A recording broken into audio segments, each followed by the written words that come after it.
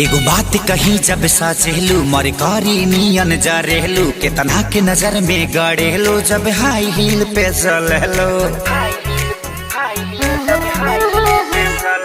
एगो बात कही जब साचेलू मरे कारी नियन जा रहलू केतना के नजर में गड़ेलू जब हाई हील पे चलेलू। सुनो से कोना निगाह ना तो भरे पड़िया पूरा होई ना बात जो मन सोचता रह तू कि पाके घुंघरू बांधे मेरा नाचे थी,